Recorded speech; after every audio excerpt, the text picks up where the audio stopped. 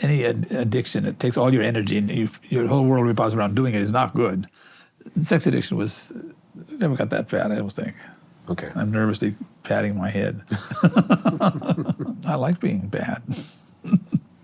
In the world I live in, the classical music world, there's nothing that shakes up people more than sexuality. I didn't love being gay. I hated it. I was stuck with being gay. But then when I learned to love it, I turned gay into music. Born in 1937 in California, David del Tredici is a widely celebrated composer whose name is in the history books as one of the founders of the neo-romantic movement in American music starting in the 1970s. He's won numerous awards, including the Pulitzer Prize, and was a Woodrow Wilson and Guggenheim Fellow. His music has been performed and recorded by some of the most prestigious soloists and orchestras the world over. My name is Daniel Beliofsky, and I've known David for over 2 decades. I've performed a number of his piano works, including his early fantasy pieces and later Ballad in Yellow.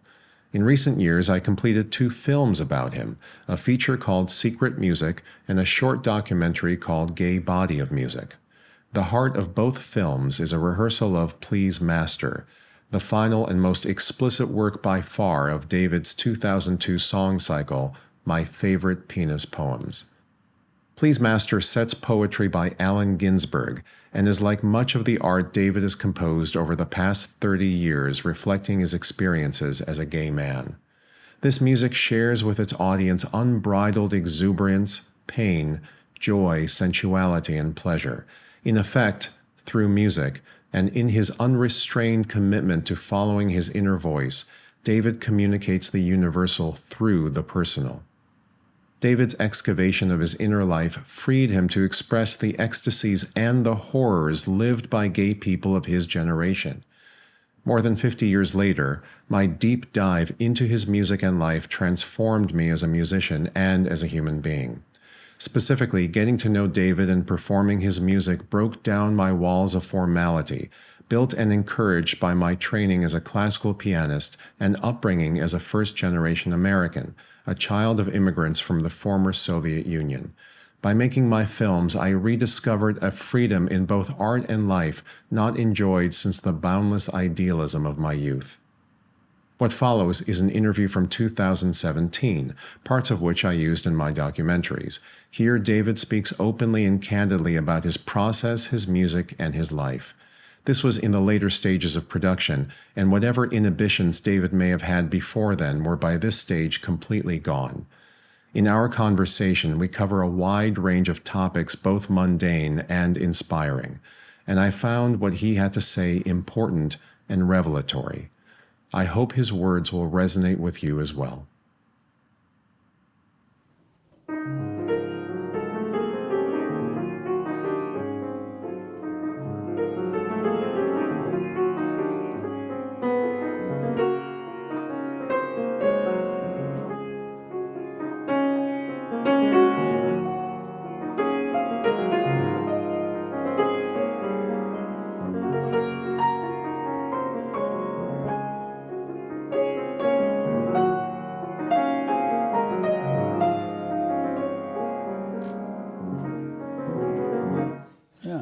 It's always such a pleasure to work with you like this, to coach with you, because you bring things out that I didn't expect I would have when I start playing for you.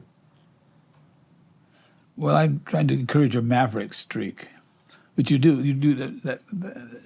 It's very interesting how you veer in and out of freedom. But I think you're not unique in that, but you have a very expressive way when you let yourself go there. So what do you think is holding me back? Well, no one can be free all the time. It's a Even you? Especially me. I get stuck all the time. You need a complicated thing of being free and knowing when you're not so free and trying to get it back. You have to do it all in one unit. I mean, other people aren't around to help you, or they don't even know what you're talking about. But for me, it often comes down to if I feel overcomplicated, to go back to what is the main line, and just do that and subjugate everything else to that in a playing way, even in a composing way. Like I'll get too many. If I'm composing, I have a melody I like, but then I'll write secondary voices and harmony, and it'll get too fancy. And I don't know why I don't like it anymore. It's too fancy, or is it just I got used to it? It's good, but I got used to it. The first thrill is over. Like the first date. Now we're on the seventh date. It's like someone's gone out of it, but it's still okay. But usually it means that I've larded it up too much. And then I have to go back to the beginning, to take the melody out. What did I like about it? Where do I feel hot about the melody? And where do I feel cool? When I did record this, Ballad in Yellow, you were so moved by my transformation, the way I played it once, then you worked with me, and then I played it in a new way. Something was released. You even said so yourself. Some sort of gates were taken down. Why were you so moved? Yeah, why were you moved? I think I was moved partly by the power of music, how the ear can change things, depending on how you listen, or the way you find a new way to hear something will change the way you play it completely. Mm-hmm. And it's so integrated. I mean, you were like, hearing is a complicated word. What does hearing mean? But you were listening to a different part of the line, or hearing it in a different way, or you were feeling half notes instead of quarter notes. If you were moving around in dom, dom, dom, dom, suddenly you were going dom, dom. So you were like, you were hearing bigger units. And then doing that is a total transformation. Because then everything, to be able to hear a bigger thing, you have to do something with all that stuff in between. You can't activate it all the same way. So you have to subjugate something to hear boom, boom. And that's, the long line is not an illusion. It's an actual thing that you spot instantly when someone has a sense of the long line. And so in that moment, you were like hearing a long line, and 4 measures sounded like one thing as opposed to 32 things. It can be broken down into so many things. And so much of piano teaching, as you know, is about breaking things down and doing them in little pieces and then somehow putting them together. But that never works. You don't put together. It's like learning to swim without ever getting wet. You read books about swimming, you learn all emotions on land, but then you don't actually swim. It's that ridiculous. So until you actually do the long line, and then you have to have a teacher who actually knows what it is, or can spot it, or can do it themselves. There's so much lip service to the long line, the idea of the long line, that it's disheartening. But was it the long line that really moved you? Because that's something you've been dealing with for a long time. But you, I remember your reaction. You kind of started crying. I don't know. Almost, you were very moved. Yeah, you were very moved. I remember crying. Oh, what? It must have touched something in my own life about the power of an insight into how something can be transformed in my own playing, maybe, but probably more in my own music. I always compose by collecting anything I write in notebooks without judging it or knowing where it goes or what it is. And when I have a collection of these things, the pressure of I've got to find a place for everything grows. And sort of the moment I see the big picture, like all these little things suddenly are a mosaic, and I see the sculpture that's possible in them, that's a thrilling moment for me. That's like, it's like everything changes. Now I have a new piece. It's like the block of marble. I guess maybe the guy sees the sculpture that could be possible out of it. When I see that, it's a very moving thing. So with you, it was like, I thought you were seeing it. I was seeing you see it differently, and that was very moving. I don't know how well I actually know you, but I would say that escaping into a long line and sort of the ecstasy of a long line is something that you really like doing, and it's not the easiest thing in the world for you to do. Because playing note by note is like all the note by note things we do every day that keeps us going, and our job and all that, which is not ecstasy. Mm-hmm. So playing, you want to be led to ecstasy through your playing, which is what you do so well. Mm-hmm. But it comes and goes at the same time. And I just felt like it was helping your search for a beautiful expression. Well, it was transformative. That was a moment that for me, I recaptured a way of playing that I hadn't had since I was a teenager. That's amazing. Did I cry before I heard you say that? No. I think I had to hear you say that. Yeah. I've had to do so much fighting to preserve my uninhibited side. I had to do a tremendous amount of finding because no one supported it, basically. I mean, you're on your own when you go into uninhibited. So that moved me. Like you're on a similar path. Yeah. Saying goodbye, saying no to all these things you were taught, quote unquote taught. I think education, for all of its benefits, its obvious benefits, also puts up certain constraints and walls. And it takes a lot to be able to see past those walls and break them down. I think you go to school at your own risk. As a musician, you're in school at your own risk. Because the trade-off of a musician going into school is that you have to somehow become academicized to some degree. And it just doesn't fit a lot of aspects of music. I think the old ways were better, where you went to a master teacher who had some aura about it, must have had something, or his playing was inspirational. And you learn from that, just from hearing it, wanting it desperately. And that atmosphere. But to break it down into how you do this and that, I don't know how productive it is. Well, the modularity is not necessarily where the art is. That's not where the inspiration is. What do you mean by modularity? That's breaking things down into modules, into cells, working those through. Yeah. That's a technique, certainly, but the reassembly is the hard part. The reassembly into an effective whole is where all the money is. I mean, the emotional money are the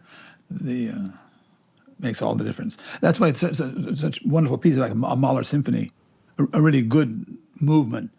I mean, all these little modules, and yet it all comes together and makes sense as one thing. That's so amazing when that happens. Like what guides an ear to be able to do that? Same with a pianist's ear. What guides him to be able to project a whole piece in one or a few gestures? It's sort of magical that people can do that. I think. It's a flowering of culture that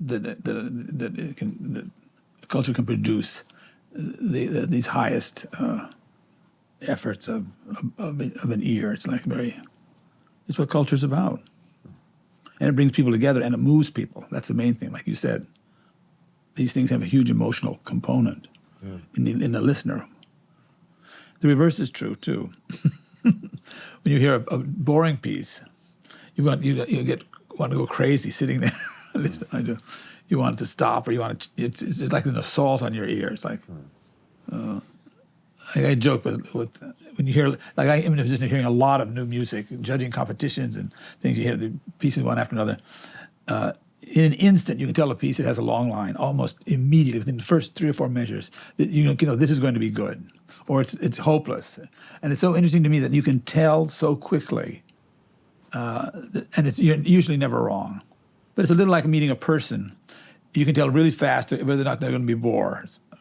Pretty fast usually, and you're rarely wrong. Sometimes I'm wrong, completely wrong, but usually, So anyway. See, it's interesting because what I do is I always give everything a chance. That's just my personality. I don't always go with first instincts. That's true. It sounds like there's a sharp distinction between the way that you approach things and the way I do. I just have to give it a chance, and I sometimes second guess my first impulses. And I wonder if that is at the core of why I play a certain way that's maybe more controlled, and you tapped into that. Well, when you second guess your first impulses, is that what you said? Yeah. It's a protective device too. If you're second guessing, you're not letting it be what it's going to be. You're pushing it into something you know, because you only can second guess with something you know. When you let something be, it's very hard to let something be and you not quote unquote know what it is.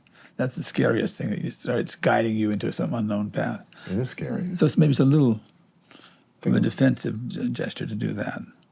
But there have been times in your life where I'm sure you've been scared. I mean, you follow that inner voice very, very clearly. I did several times. I quit 2 school jobs that were when I was a senior. When I was in graduate school at Princeton, I quit after 1 year because the voice said, "If you stay here, you're going to lose something. You're not going to be. You're going to affect your composing in a bad way." And I quit.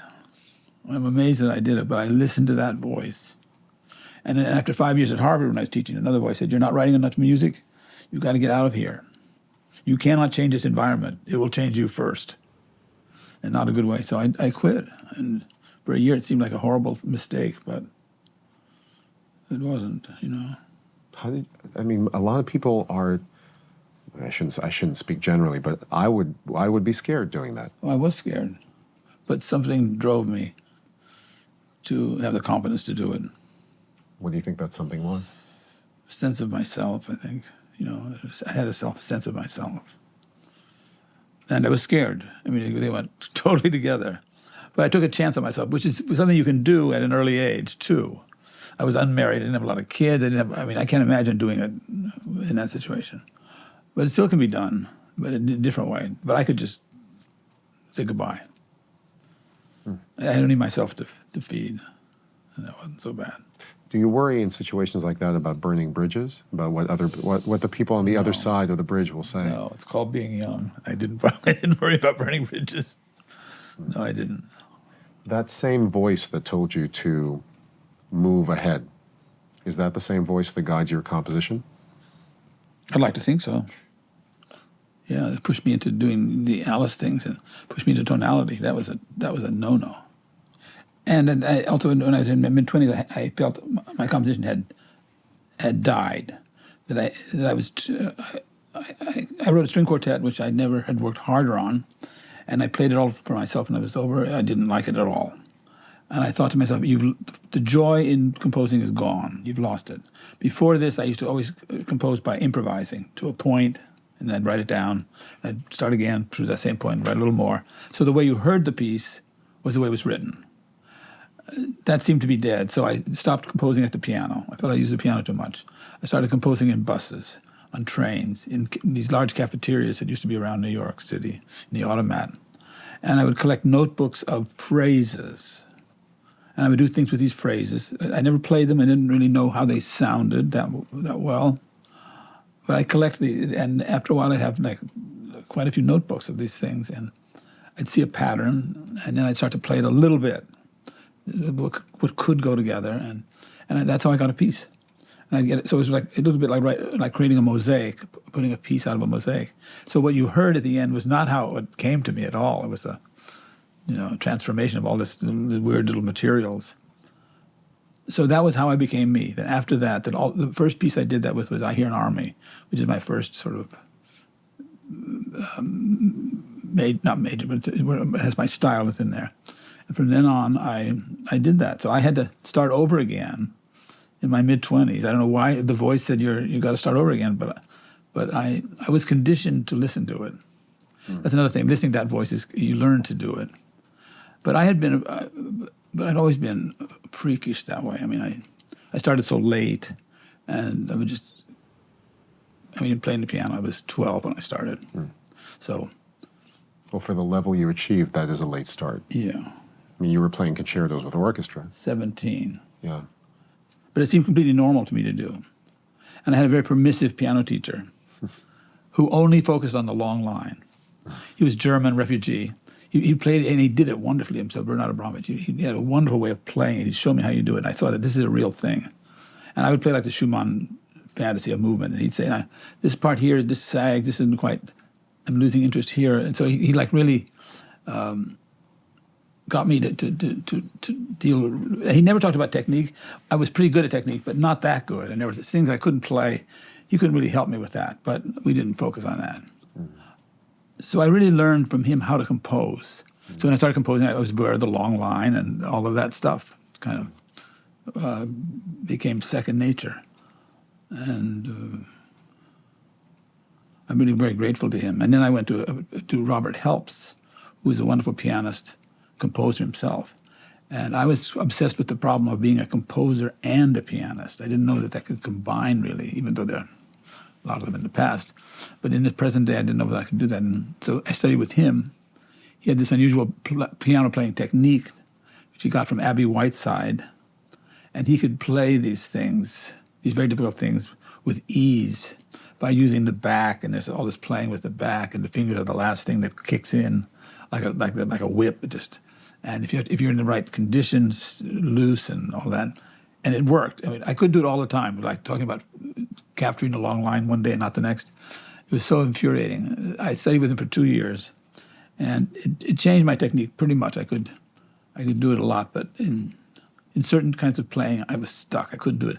I couldn't play scales this way.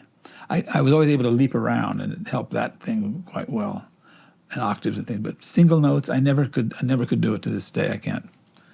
But it helped me. I understood about something about technique that was never touched on by any piano teacher. You shared that with me when you and I have worked together on a lot of your works, the fantasy pieces, for example. In the third movement, where there are those big jumps, the big 2-octave jumps on the right hand, that long line, that idea of playing from the back, you introduced that to me when I've been playing for a long time, for several decades, and that was conceptualizing technique that way was new to me. And since then, that's how I teach. I mean, you've had about that particular aspect of technique.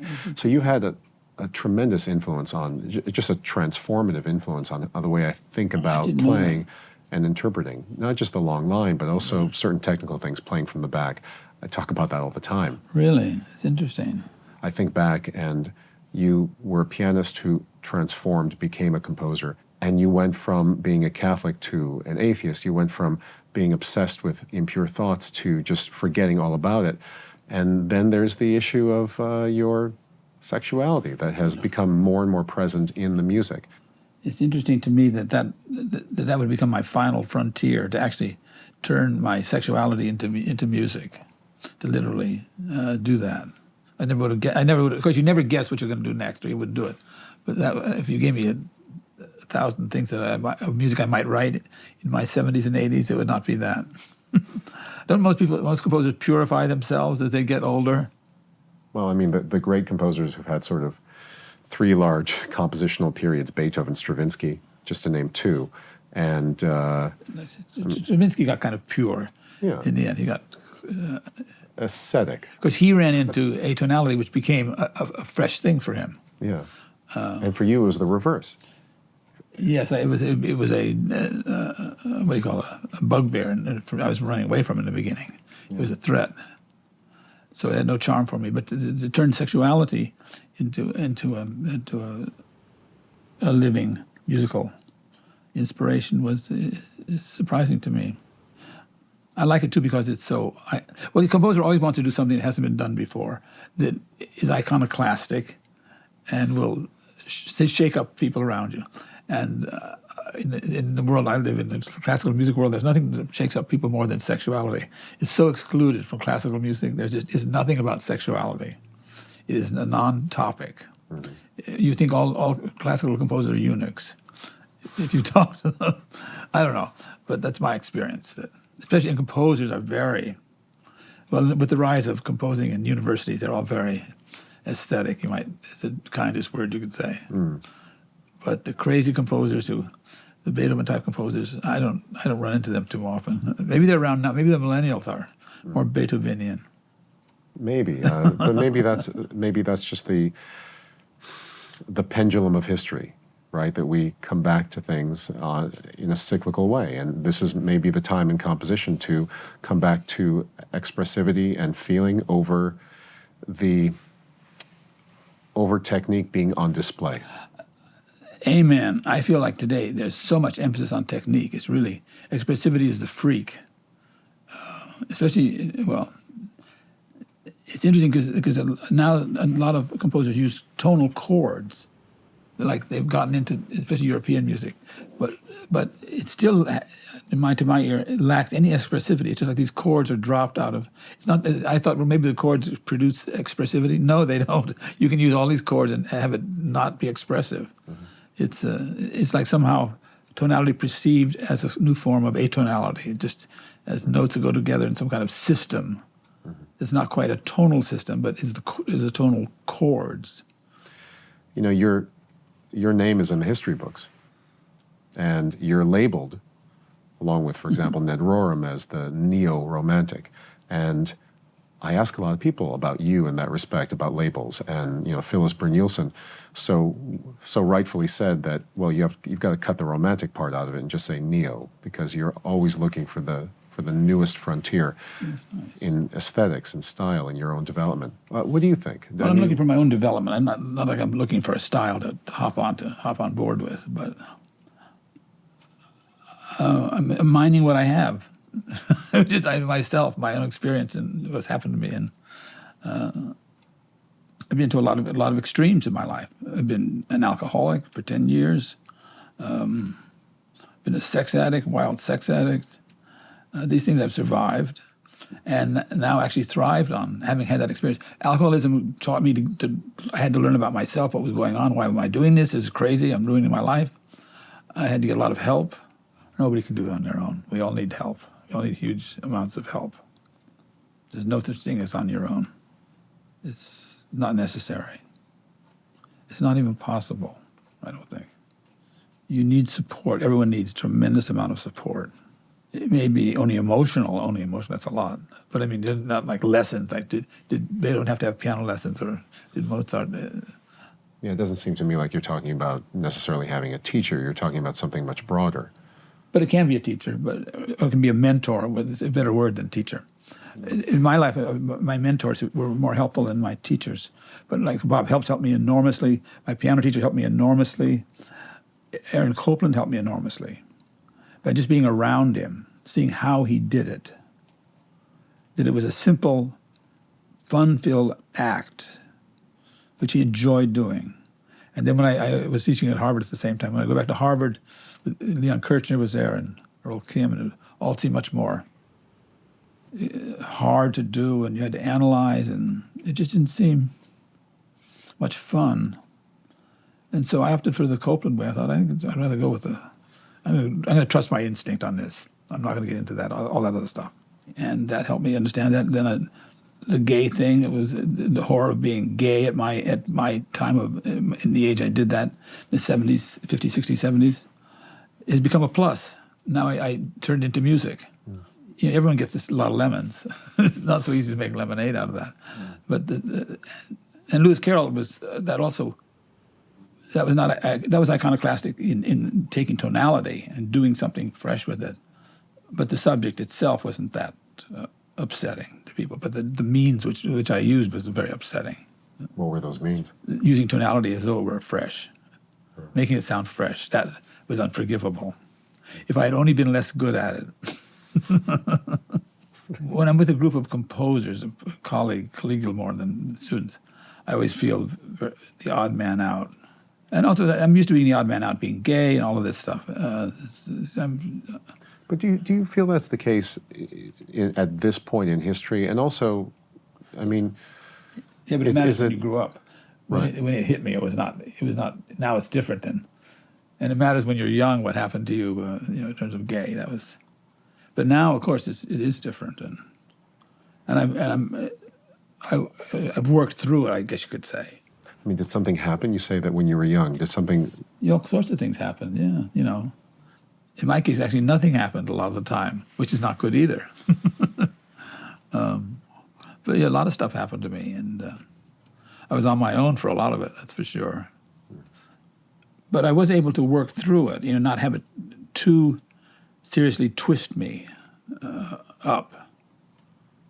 You can only learn from what you do. What happens to you if it's not too terrible, or if it's too terrible, you get terrific help, to get out of it, or to understand it, or to experience it. That's what helped me too. With this, you talked about this thing of hearing the inner voice. I think everyone has, of course, an inner voice that guides them, but you need practice in how to listen to hearing it. Sometimes it's there, but it's not very loud. You don't.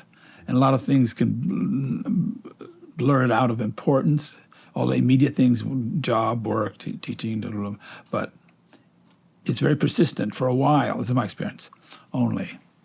And it'll keep after me, but if life gets too upsetting, it stops.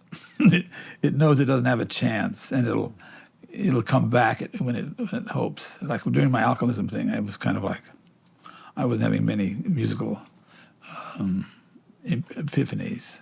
It was kind of, I didn't stop composing, but it was kind of graying out, I would say. And that's got me to stop. I could not betray my gift, such as it was. I just couldn't do that. What about when you had, as you described, sex addiction? What was happening to that voice then? Well, I enjoyed that more. But it was also, what do you call it, like any addiction, it takes all your energy and your whole world revolves around doing it is not good. Sex addiction never got that bad, I don't think. Okay. I'm nervously patting my head. I'm still not that good. No, another thing too about sex addiction is a lot of it I learned is perfectly good to do. It's okay to do. It's the attitude people take towards it that is so. And my attitude was, of course, a Catholic upbringing, so that was a horrible attitude towards it.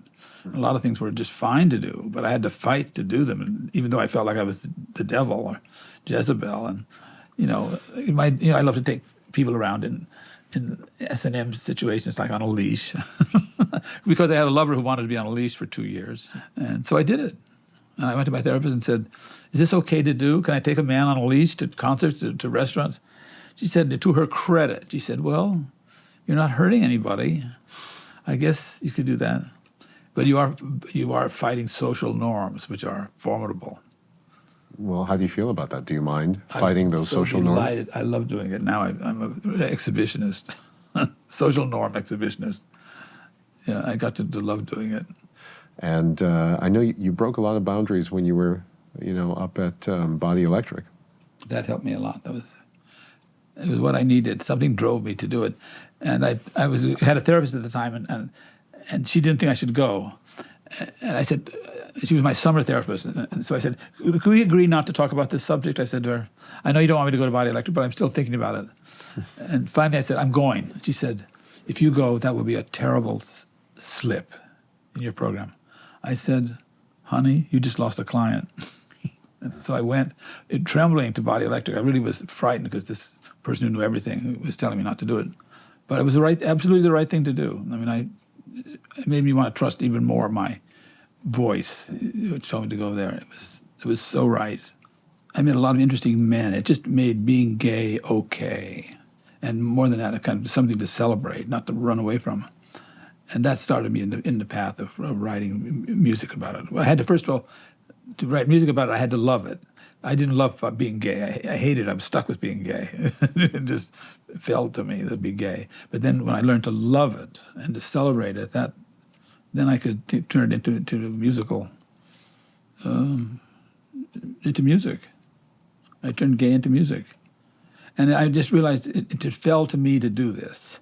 There hadn't been any music, and no one had celebrated being gay in any kind of way in classical music. And I was the right person to do it. I had a sense of that. It just fell to me to do this.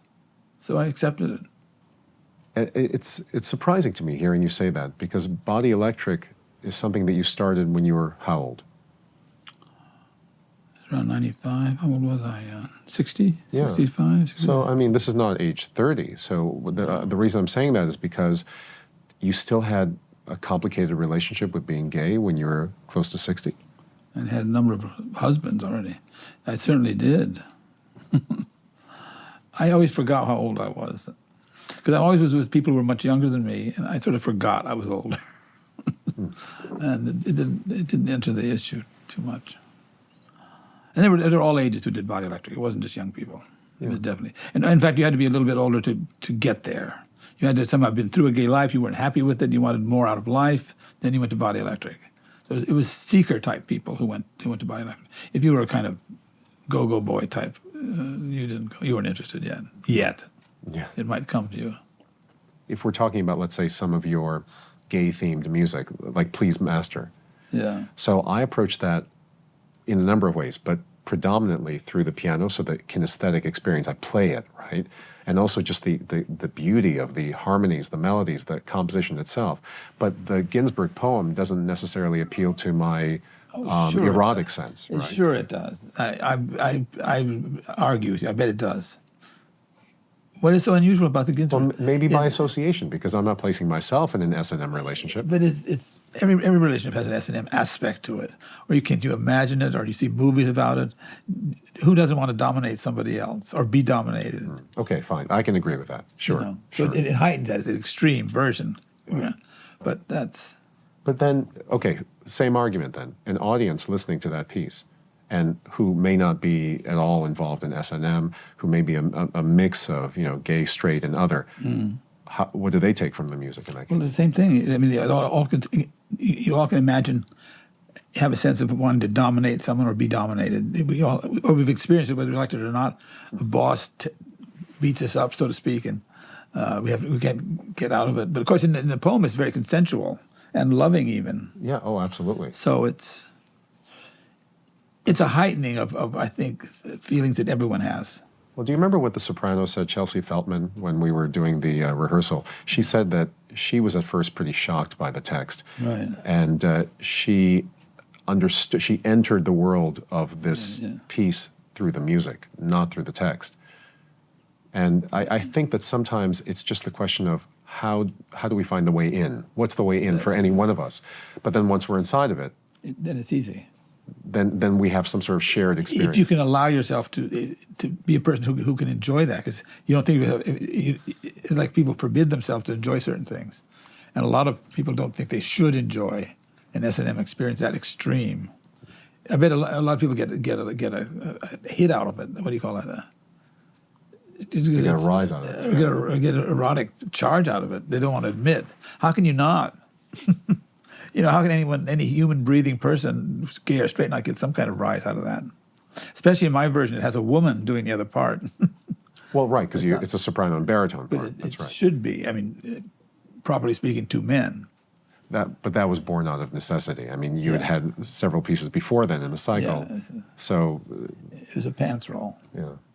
And I can't imagine it now, two men. I can't imagine it. Well, yeah, So it's easy to get. So it's basically any straight couple could imagine that doing S&M. There's all that goes on. So then, do you think that your gay body of music, this gay repertoire, is not really so? I mean, the label, it becomes problematic. Is it really You so? have to get around the label. No, but does it have to be gay music? And we just say it's gay themed, but there's a universal appeal, or there's a universal message, just along the lines that we're discussing Yeah, now. but it should be obvious.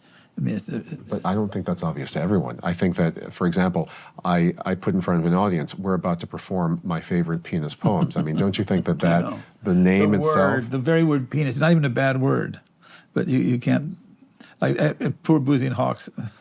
Oh, the publisher? They didn't want them. But you've had that I mean, you've had this issue in performances. Yeah. You had singers who didn't want to do it. I mean, when I was looking for singers to perform the rehearsal with you, I had a couple of people just reject it out right away just because of the title, and then once they got through maybe 5 or 6 lines of the text, that was it.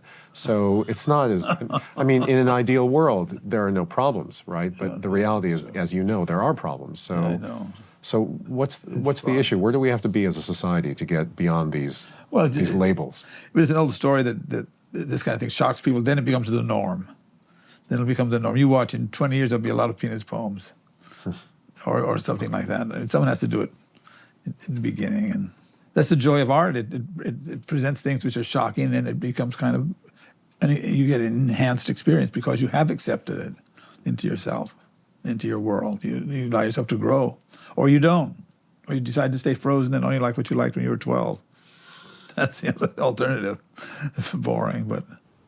Well, it's cyclic. I mean, it's just like I said. You unearthed in me a kind of loss of inhibitions, so that I could play and think as a 17-year-old. Driven by hormones and. That's true. Pretty That's much a it. hormonal piece. Yeah. You want, of all the songs, mine you chose to do for the movie, it was this one. That says something about you too. Does it? I think so. It means you like it.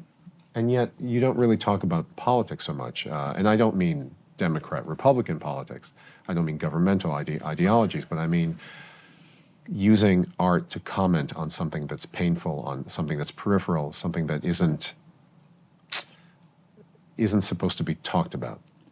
But I do that all the time with the gay things. You're not supposed to talk about penises. You're talking about that? Yeah, I mean, that's very political. Yeah, so do you think of yourself that way? Yeah, absolutely. Yeah, I'm very aware of that. This is going to push buttons. That's a thrill. It gets me composing. If I can upset people, I'm quite happy. I grew up being a super good boy, so I'm still reacting against that. And I like being bad. I think of it that way a little bit. Nobody grows up. I don't think. No, is it a Peter Pan He stayed thing? the same. Well, not Peter Pan. I remember Aaron Copland used to look in the mirror at my age and say, "What happened?" He said, "What happened? I just thought I was the same age as I thought I was still 21. What happened?" It's very charming, but it's also true. You don't change the way you think about part of yourself. It doesn't change. But that's but that's a kind of paradox in your life, because if you're saying that you still don't change, that might explain why your music still always sounds like you, no matter what, no matter what genre, no matter what period of time we're looking at. That's nice to hear. And yet you are constantly transforming. You're not writing. You're writing music today that you would have never written 50 years ago. Yeah, that's true. Yeah. Or even 30 years ago. So it's. I mean, that's just reality, isn't it? We don't have to deeply philosophize that. We're moving forward, but we're moving forward in cycles. And music comes deeply out of your personal life. I mean, that's it. It's just, and you change, it changes. I mean, if they're connected, which it must be. But they're connected for you, aren't they? Yeah, I think so. I would say. But sometimes you have to fight to keep that connection going. It doesn't just stay there waiting to be served.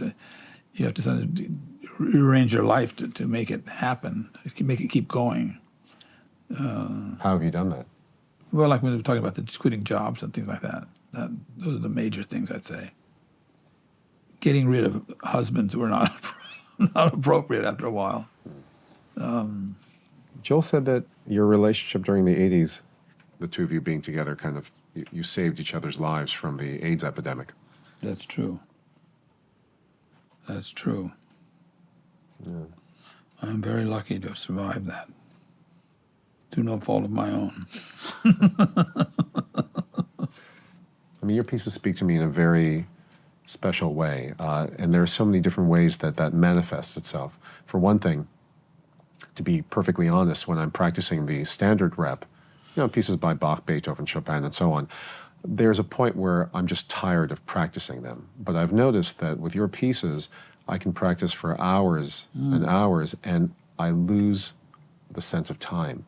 And I realize 3 hours have passed, and I've been working on maybe just a couple of pages of a piece, and I don't even notice because I'm so consumed by the art. And I don't have that feeling with the 19th century and some of the 20th century composers, and before, obviously. Isn't that a nice feeling, to lose the sense of time? Yeah. I love that when I compose. I lose time. And you wonder, where did it go? What was I doing? Well, I know what I was doing. I was just. It felt like a really healthy and happy obsession. Yeah, exactly. It is an obsession, but it's healthy somehow. Or Yeah. I try for that. It's really wonderful. But there have been times I've composed. I was just a drudgery. I didn't want to sit here. And like practicing, of course, it can be that way too. Most of the time, it is. I think. But that's part of your repertoire. It It's drew me out of that. You played two big pieces of mine. Which are so different. I think the fantasy pieces are so different than the Ballad in Yellow. Yeah. And no one has done the fantasy piece with as much detail and color as you have. Thank you. You really lavished a lot of attention on them. I appreciate that. But that's what I mean. That I could practice, for example, 2 pages out of the 4th fantasy piece, and 4 hours would pass by, because there's the vertical and the horizontal. There are things happening harmonically and melodically simultaneously, multiple layers, that it doesn't matter how much I practice, something new will always be waiting for me to discover. I remember when I wrote that last piece, I didn't know how to write it down for a while, and I used to improvise the end of the piece, and I knew where it ended up on that third, the F and the A, or whatever. Well, it's a G7 chord, isn't it? It ends up in a G7. Yeah. But I didn't know how to write it down. I didn't know what I was doing. I remember it took me a month to write just the end of that, the last big. Yeah, it's actually a suspension, right? Because you have this. Almost like that, right? Not quite as trite as that. It's literally, though. No, it is that. I think it is literally that. Yeah. But the context isn't so tonal, but it's a suspension. But your ear was even early. I mean, you were 22 writing those pieces. The tonality was sneaking in a little bit. So, professionals or musicians, they know how to define tonality. But how did you define tonality at that age? At that age. Yeah. Well, those pieces were written in relative innocence. I think it was before I went to Princeton. So I didn't have much of a sense of atonality as a real. I knew it from the pieces I played because I played Schoenberg when I was 16 and 17 and Villalobos, and so I knew just music. I didn't think of it as an atonality. It was just that kind of music. There's this kind of music and there's that kind of music, and so I kind of mixed them up a little bit, the tonality and. You did. As serial as those pieces are, as kind of methodical your pitch collections are, they always go back to pretty much the conventional triads. Well, right? I remember why I told you that, I think, the 4 pieces. It was Earl Kim, I was at Princeton already, said, I asked him, what should I do next? And he said, write some serial music. So each of those pieces, I think, begins with a serial thing. But my ear wouldn't follow it, wouldn't give it. So how do you define tonality in that case? Not atonality, but tonality. Now, with a lifetime writing tonal music. Well, there's tonality and there's tonality. Oh, I see. Sorry to be complicated. There's the thing that distinguishes a lot of my tonal music is that I use the tonal system. Tonics and dominants, like the chords, all relate in the way they did in the classical world, more or less, as opposed to, which a lot of other people write wonderful music, taking tonal sounds but not relating them in a tonic dominant sort of way, just taking the chords and making something else out of them. So I take on the whole system, and the price of that is you're then compared to Schumann and Brahms, and you're stuck with that comparison. Is that a comparison you like? No, but you're stuck with it. Why don't you like it? Because it seems hopeless to be compared to them. I mean, it seems unfair. They're such giants, and here I'm using their system, and then immediately they say, well, you're not as good as this isn't as good as that. It sounds just like Chopin, but it isn't as good. You know, they get all of that constantly, all the time. But my theory about hearing, when a person hears, a cultivated ear, hears a new piece of atonal music, they're confused. And they're right away struck by the oddness of it, and they don't like it, because all the notes don't make any sense. Then upon more frequent hearings or playing, you get to see the sense to it, and it comes to you gradually that it all makes a kind of expressive sense, and you like it. With my tonal music, you immediately you reject it because it sounds, quote unquote, sounds just like Brahms or somebody else, and it takes a while to hear it to discover the personality that is not Brahms in it. So it's too familiar. The piece is tonal is too familiar to grasp. You don't see anything but the similarity to the music of it that it sounds like. Whereas atonality is all unfamiliar, and you don't see what holds it together. But your music, starting with, for example, just the Alice pieces, right? I mean, they were enormous successes. Yeah. Enormous successes. Well, and it helped that they were in a tonal style, certainly. Yeah. When you write tonally, you can also show how lousy you are, because everyone knows the style. Yeah. So when you write tonally, you have to be, I'd put it qualified. You have to be as good as Brahms, Beethoven, Schumann, in the sense you have to have a technique which will hold up. You can't. You have to really be able to manipulate that language. You might not have the inspiration, of course, or anything else, but you got to have the tonal chops to do it. And because they're not noticed when it goes by, I really like this. It sounds nice, but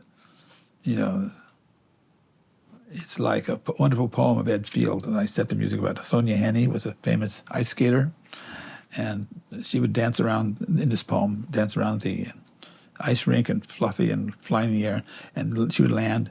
And then the last line of the poem was she landed, and feet cased in steel and leather held their sway. So in other words, you need some really solid, unyielding technique to give you this frothy thing that seems to be effervescent and easy to do.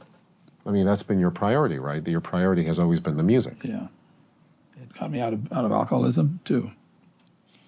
I just couldn't keep doing that. It was too ridiculous. And sex is a close second, right? Yeah. That didn't seem as crucial. I once asked you if you had a choice between music and sex, what would it be? What did I say? What do you tell me now? No, it's ridiculous. Of course, music. sex is more appealing in the imagining of it than the actual getting down to it. I think music is a healthy obsession. When you forget you've been busy for 3 hours practicing something you enjoy, or me composing something I enjoy, it's just so enriching. Such an enriching feeling. And I can do the rest of my day, whatever it's not musical, because I'd had that experience. If I go through too many days but I don't have that experience in the beginning of the day, I get disoriented and mad, and I feel like I've been gypped, and I don't like anything else in my day. I have to have my rock core thing activated for me to feel whole enough to go on with the rest of my life. You know, I'm pretty happy now. All of the time, I'm pretty happy, but it was a long time coming. And I say that something horrible will happen to me tomorrow, but I've learned to balance with a lot of stuff. Even old age doesn't seem that bad. You know, I have the Parkinson disease now for 6-7 years. It's not so bad. Thank God, I'm not affected from my hands up. I can write and I can play, and I can still think, but my legs are not good. I have trouble walking, and that'll only get worse. But it's not happening to me today. But that is a new battleground. I've never had health problems. But when you're 80, you got to have something, unless you're Elliot Carter. I mean, your aesthetic style keeps transforming. So what's the next transformation? If I knew that, I wouldn't. You can't know these things. That's part of the transformation, is not knowing where you're going to go. Because if you could know it, it's not going to be that big a leap. I don't know what's on the horizon. I like not knowing. And you never knew, right? I never knew. Yeah. I never knew. Something from the outside has to inspire you. Or from the inside pushing out. Some seed that starts to grow. Like that horrible movie. the thing came out of it. Oh, Alien. Alien. Yeah. Only it's not so negative, but it does, that's a little like that. I think things, when they come out of you and demand to be treated, it's like seeing this horrible thing. Oh my God, this is me. I've got to deal with this. It sometimes feels like it has that force. Mm. Everything will always change, and you can't know how it's going to change. Yeah, but that's the beauty, isn't it? Yes, it's a thrill. I never feel more alive than when something is starting to change, and I don't know what it is. I love that feeling. I mean, it's a wonderful. I feel very alive when that happens. Hi. If you've made it this far, please like, follow, and subscribe. If you're watching this on YouTube, please click that notification icon to keep up to date on future episodes and content. Thank you for listening.